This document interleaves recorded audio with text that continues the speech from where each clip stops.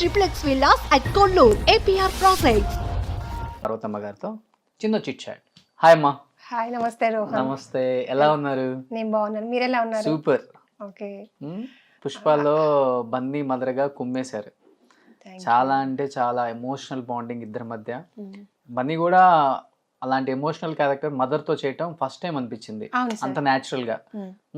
First of all మీరు బాహుబలి చేశారు, తర్వాత పుష్ప, అవును సార్. రెండు కూడా పాన్ ఇండియా మూవీస్ అన్నమాట. అదృష్టం ఏంటి దేవుడిది. పాన్ ఇండియా మూవీస్ సెలెక్ట్ చేసుకుంటున్నారా, ఆ, లేకపోతే అవే అయ్యో, వస్తున్నాయా? అవే వస్తున్నాయండి, నేనేం సెలెక్ట్ చేసుకోలేదు. నాకు అదృష్టం అనుకుంటుంది ఓకే. అంతే. మన తెలుగులో మేబీ ఈ రెండు మూవీస్ అనుకుంటా కదా, కేజీఎఫ్ ఒకటి, కేజీఎఫ్. దాంట్లో ఇన్ని చేయగలిగానంటే గాడ్ గిఫ్ట్. రెండు రావడం కూడా అలా ఓకే. చాలా తక్కువ మందికి వస్తుంది ఇలాంటి అవకాశం. మీరేమో చూస్తే సినిమాలో చాలా పెద్ద వెళ్ళలాగా బన్నీ మదర్ గా ఉన్నారు, బయట చూస్తేనేమో ఏదో స్కూల్కి వెళ్ళే అమ్మాయి లాగా, కాలేజ్కి వెళ్ళే టీచర్ లాగా. బన్నీ సార్ చాలా చెప్పారు. యాక్చువల్గా ఈ మాట చాలా కామెడీ చేసేవాళ్ళు అనమాట దీని గురించి. మామూలుగా ఎందుకో మరి సార్కి ఎందుకు డౌట్ వచ్చిందో తెలియదు. ఓకే, ఏమని కామెడీ చేసేవాళ్ళు?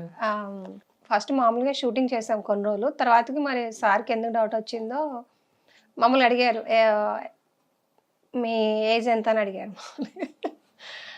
అంటే సార్ అంటే అదేనమ్మా మీ ఏజ్ ఎంత అని అడిగారు. నాకు తెలియదు, మామూలుగా 42 సార్ అన్నాను. 42నా అన్నారు. అవును సార్ అన్నా. 42నా అన్నారు.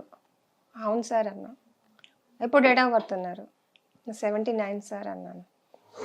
అంటే అవునా, ఓకే, మీకు ఎంతమంది పిల్లలు అడిగారు. ఇద్దరు సార్, ఇద్దరు యుఎస్లో ఉన్నారా? అవును సార్ అంటే ఎమ్మటే సుకుమార్ సార్ తర్వాత, డార్లింగ్ మీకు విషయం చెప్పనా, మా అమ్మకి నాకు 2 సంవత్సరాల డిఫరెన్స్. మా అమ్మకి నాకు 2 సంవత్సరాల డిఫరెన్స్. చాలా ఇదే అయిపోయారు సార్ అసలు ఆ విషయం మీద. ఓకే, బాగా కనెక్ట్ అయిపోయారు. చాలా మంచి వ్యక్తి, చాలా మంచి వ్యక్తి. బట్ మీకు కొడుకులు లేని లోటు ఈ సినిమాతో తీరిందా? అసలు బయట నేను విన్నాను, చాలా మందితో అన్నారంట, దేవుడు ఇచ్చిన కొడుకు నాకు బన్నీ, ఇద్దరు కూతుర్లే అని చెప్పేసి. అంత ఎమోషనల్ ప్రామిస్ గా నాకు ఇప్పుడు జరిగిన ఇంటర్వ్యూస్ లో కూడా ఇదే చెప్పాను, మళ్ళీ చెప్తున్నాను, ఎప్పుడైనా ఇదే మాట చెప్తాను. అబ్బాయిలు అంటే ఓకే, నాకు అబ్బాయిలే కావాలి, అమ్మాయిలే కావాలి, మా అత్తయ్య వాళ్ళకి కానీ, లేకపోతే మా అమ్మ సైడ్ కానీ, లేకపోతే నాకు కానీ, మా హస్బెండ్కి కానీ ఎప్పుడు కూడా అబ్బాయిలు కావాలి లేరు అనే ఆలోచన ఎప్పుడు లేదు మాకు. అసలు నా 2 పిల్లలే అబ్బాయిల కంటే ఎక్కువ నాకు మామూలుగా. కానీ అబ్బాయిలు అనేది ఒక ఒక ఒక లెవెల్ అని నాకు ఈ సినిమాలో నా కొడుకు నన్ను చూసే విధానాన్ని బట్టి, అబ్బా అబ్బాయిలు ఉంటే ఇంత సెక్యూరా ఇంటికి అనిపించింది. చాలా చాలా సెక్యూర్ అనిపించింది నాకు, నిజంగా ఉంటే బాగుండు అనిపించింది. అదే మాట బన్నీ సార్తో కూడా చెప్పాను. నాకు అబ్బాయిలు లేరు అన్న విషయము ఈ సినిమా చేసిన తర్వాత హీరోతో చేసినంత సేపు చాలా ధైర్యం అనిపించింది. ఎట్లా అంటే ఒక ప్రొటెక్షన్ మొత్తం కొడుకంటే హారబుల్. అది చెప్పడానికి వీల్లేదు, నేను ఇన్నర్గా ఫీల్ అయ్యా. అసలు అది ఇన్నర్గా ఫీల్ అయ్యే చెప్పాను అనమాట, డైరెక్ట్ని సార్తోనే చెప్పాను. నాకు ఎప్పుడు అబ్బాయిలు లేరనే బాధ అనిపించలేదు, కానీ మీతో చేసిన తర్వాత నాకు కొడుకుంటే బాగుండు అనిపించింది సార్ అంటే, అయ్యో తల్లి అని చెప్పేసి ఇలా చేతులు పెట్టుకొని, అంటే అది కళ్ళల్లో కనిపించింది. లిటర్లో నాకు వాటర్ కూడా వచ్చేసాయి ఆ టైంలో. చాలా ఆ కళ్ళల్లో చాలా ఎక్స్ప్రెషన్స్ తీసుకున్నాను నేను సార్ వాళ్ళ. అదే నైట్ 6:30 ఆ టైంలో పేకప్ అయ్యే టైంలో మాట్లాడుకొని, సుకుమార్ సార్ నేను బన్నీ సార్ మాట్లాడుకొని ఇప్పుడు కూడా వచ్చేస్తున్నాయి. నాకు అసలు నిజంగా ఏమో ఈ జన్మలో ఇదే రాసి పెట్టాడేమో దేవుడు, నాకు తెలియదు. కానీ ఉంటే నా ఆడపిల్లలకి సపోర్ట్ ఉండేది, మగపిల్లాడంటే నాకు కూడా ఒక ధైర్యం ఉండేది. ఎవరేది మాట్లాడినా కొడుకు మాట్లాడేది విధానం వేరు కదా. సో బన్నీతో ఆ లోటు తీరిపోయింది సినిమాలో. కడుపులో పుట్టకపోయినా చాలా మంచి, నాకు మగపిల్లల ప్రేమ అంత బాగుంటుందా అన్న విషయం మేబీ అనిపించింది. పర్లే, నాకు ఆడపిల్లలు కూడా కొడుకుల కంటే ఎక్కువ, కానీ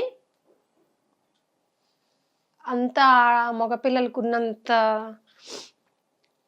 బయటికి వెళ్ళేటప్పుడు కూడా మగపిల్లలు ధైర్యంగా వెళ్ళగలుగుతారు, కానీ ఆడపిల్లలు వెళ్ళలేరు కదా. అంటే ఆడపిల్లల్ని నేను తక్కువ చేయట్లే, కానీ మగపిల్లలకి వెళ్ళినంత ధైర్యంగా ఆడపిల్లలు వెళ్ళలేకపోతున్నారు కదా.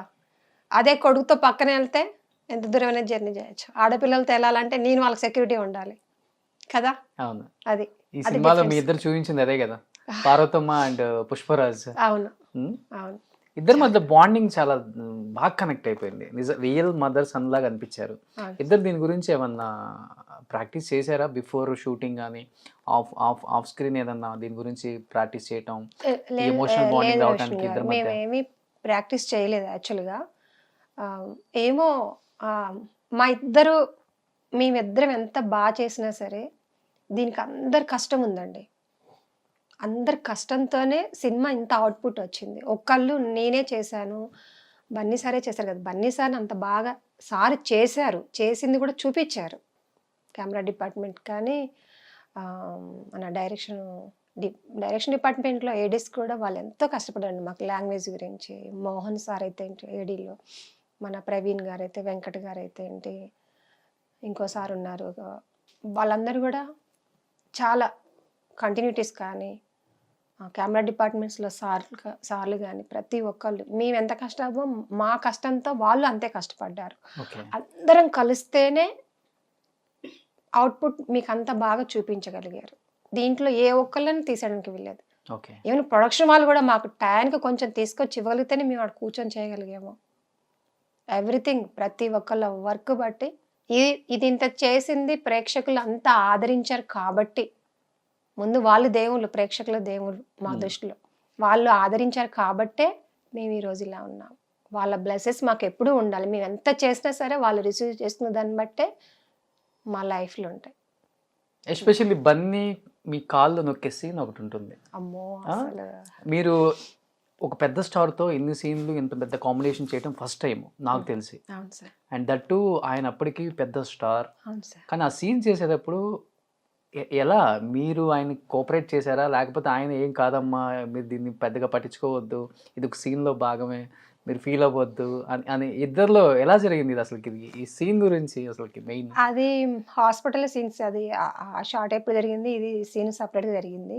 ఇక్కడ హైదరాబాద్లో జరిగింది, అదేమో కేరళలో ఆ సరౌండింగ్లో జరిగింది.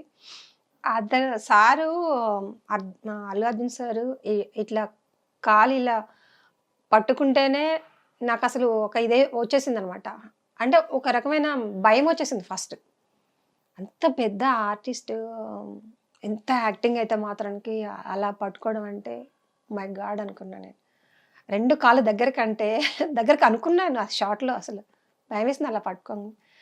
కానీ కెమెరా నా బ్యాక్ సైడ్ ఉండి ఫ్రంట్ నేను చెప్పేటప్పుడు సుకుమార్ సార్ అంటారు, నువ్వు ఎక్కువ ఎమోషనల్ అవ్వద్దు, నాకు క్లోజుల్లో ఎమోషన్ దొరకాలంటారు. కానీ నేను ఎమోషనల్ అవ్వకపోతే ఆపోజిట్ బన్నీ సార్కి ప్రాబ్లం అవుతుందేమో. ఎంత చేసినా ఆపోజిట్ వాళ్ళు రియాక్షన్ బట్టే మన యాక్షన్ వస్తుంది కదా. నేను చేసేదాన్ని కంటిన్యూగా. దానికి సార్ చాలా హ్యాపీగా అసలు ఏంటమ్మా అని కొన్ని చిన్నవి అండి చాలా ఆనందాన్ని ఇస్తాయి. కోట్లలో కూడా మనం కొనలేని కొన్ని మాటలు చాలా ఆనందాన్ని ఇస్తాయి. ఓకే, చాలా బాగా అనిపించింది. ఎన్ని టేకులు పట్టింది ఆ కాలు వచ్చే సీన్? అది ఒక్కటే, ఓన్లీ కాలు పట్టదని కాదు, అటు ఇటు మొత్తం అడిగితే ఒక 15 to 20 times చేశారు, అన్ని యాంగిల్స్లో కలిపి. ఆ వాసన చెప్పాలంటే ఆ స్లాంగ్ ఒకటి కదా, చిత్తూరు స్లాంగ్, అది మనం ఎప్పుడు మాట్లాడింది కూడా కాదు కదా. అది నేర్చుకోవాల్సి వచ్చింది. సార్ ఫస్ట్ అదే చెప్పారు, నువ్వు స్లాంగ్ ప్రాక్టీస్ చెయ్యమ్మా, నువ్వు స్లాంగ్ కావాలి నాకు, ఇంకా చాలా ఉన్నాయి దీంట్లో. సార్ చెయ్యంగానే సార్ దగ్గరికి పోతా, సార్ ఎలా వచ్చిందమ్మా వచ్చింది, నువ్వు స్లాంగ్ పట్టుకోవాలి గట్టిగా, ఎక్స్ప్రెషన్ ఇంపార్టెంట్, స్లాంగ్ ఇంపార్టెంట్ మనకి. సార్ నేను నేర్చుకుంటాను సార్. నేను స్టార్టింగ్ కేరళ వెళ్ళినప్పుడు ముందు రోజు నుంచి జశ్వంత్ ఒక అబ్బాయి ఉన్నాడు. ఆ అబ్బాయి చిత్తూరు అబ్బాయి, అటు సైడ్ అబ్బాయి. కొంచెం నాతో అదే లాంగ్వేజ్ మాట్లాడా, నాకు అదే లాంగ్వేజ్ మాట్లాడవా, ఎక్కడెక్కడ ఎక్కువ యూజ్ చేసే వర్డ్స్ ఉంటాయి, ప్రతి దాంట్లో కూడా ఒక కామన్గా కొన్ని వర్డ్స్ ఉంటాయి, నాకు అవి చెప్పవా జశ్వంత్. ఆ అబ్బాయి ప్రాణం తీసే ఒక పేపరే రాసిచ్చిండు, ఇవి ఉంటాయి అని చెప్పేసి తట్టుకోలేక రూమ్లోకి వచ్చి, అక్క మీరు చదివేసుకో అని చెప్పేసి. ఓకే, సో కంప్లీట్గా అందరు యాక్టర్స్ అందరు కూడా డీ గ్లామరస్గా కనపడ్డారు. డీ గ్లామరస్ పక్కన పెడితే పడ్డ కష్టం చూస్తుంటే అనిపిస్తుంది అసలుకి ఏంటి ఇంత పెద్ద స్టార్స్ ఏంటి ఈ కష్టపడటం ఏంటి డిగ్లామరస్ ఇవన్నీ పక్కన పెట్టేస్తే ఇంత కష్టపడుతున్నారు ఆ అడవుల్లో ఎక్కటం దిగటం చెయ్యటం అసలు అక్కడ మేము ఆ టైంలో అక్కడే ఉన్నాం ఏదో సంక్రాంతి టైంకి వచ్చాము మేము అక్కడికి రూట్ సపరేట్గా వేయాలి 100 వెహికల్స్ వెళ్ళాలి కొంత దూరం నడుచుకుంటూ వెళ్ళాలి మళ్ళీ రిటర్న్ రావాలన్నా కానీ లేట్ అవుతుంది ఇవన్నీ ఉన్నాయి లోపల ఫారెస్ట్లో అంత లైఫ్ రిస్క్ అనమాట ఫారెస్ట్లో చేయటం కూడా ఇవన్నీ ఫస్ట్ అలా చూడగానే ఏమనిపించింది సెట్లో ఉన్న అందరు యాక్టర్స్కి అసలు బన్నీ సార్ని చూసిన తర్వాతే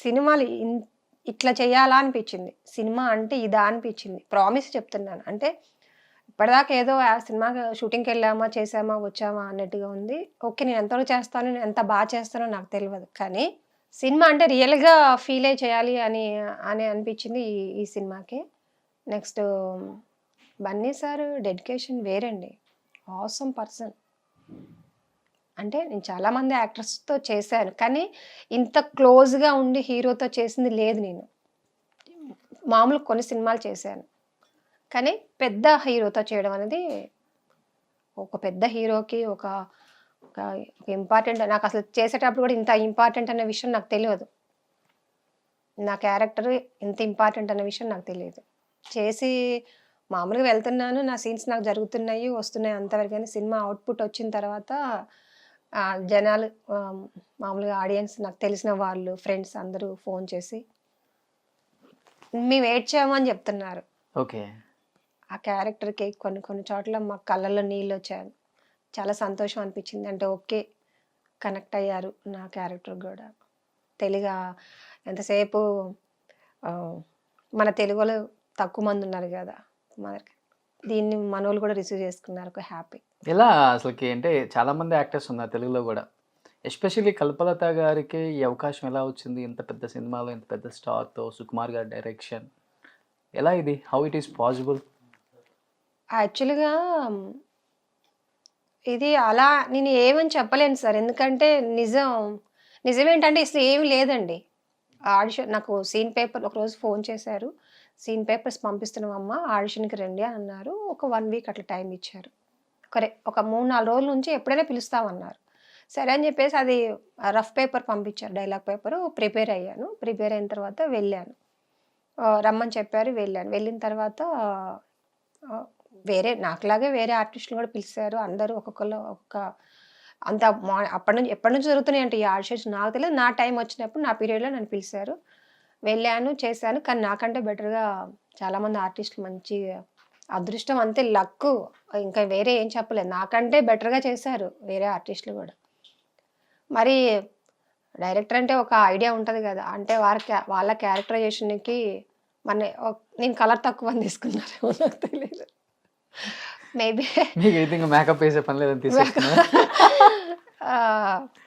6 months వెయిట్ చేశానండి నాకు తెలియదు 6 months వరకు వెయిట్ చేస్తారన్న విషయం తెలియదు మేబీ ఎవరైనా చేశారు కాబట్టి ఫైనల్ అయి ఉన్నారేమో అని చెప్పి సైలెంట్గా ఉన్నాను కానీ కడుపులో బాధ వస్తే బాగుండే అనే చాలా ఆలోచించాను ఎందుకంటే 12 సంవత్సరాల నుంచి ఎదురు చూస్తున్నానండి ఒక క్యారెక్టర్ ఎప్పుడు దొరుకుతుందా అని చెప్పేసి చాలా హ్యాపీ అనిపించింది ఫోన్ కాల్ రావటము ఇట్లా అనగానే అసలు ఎవరితో షేర్ చేసుకోవాలో కూడా నాకు అర్థం కాలే ఫస్ట్ జెన్యున్గా నేను ఎవరికి చెప్పుకోవాలి ఇది ఇంకొక భయం ఏంటంటే పెద్ద సినిమాలు అన్నాక మనం చేసిన ఎంతవరకు ఉంచుతారో నాకు తెలియదు అసలు నా క్యారెక్టరైజేషన్ ఏంటో నాకు తెలియదు అసలు నేను ఎవరికి చెప్పుకోవాలి నేను ఏమనుంటే మా పిల్లలు ఇద్దరు ఇంకా వాళ్ళే నాకు దేవుళ్ళు అమ్మ నాన్న నా ఫ్యామిలీ నా ప్రపంచం నా లోకం నా హార్ట్ మొత్తం వాళ్ళే అనమాట ఏది ఉన్నా వాళ్ళకే చెప్పుకుంటా ఇట్లా గుడ్డోడా ఇలా వచ్చిందిరా అని చెప్పేసి నా చిన్నపిల్ల అంటే నిజమా మమ్మీ కంగ్రాట్స్ మమ్మీ టెన్షన్ బాగా చెయ్యి ఏదన్నా కూడా ఓపెన్ హార్టెడ్గా చెప్పేది నన్ను ఇష్టపడేది నా ప్రపంచంలో ఈ వరల్డ్లో నన్ను వాళ్ళిద్దరు అనమాట super anyhow congratulations and thank you for accepting this interview thank you so much thank you అండి సూపర్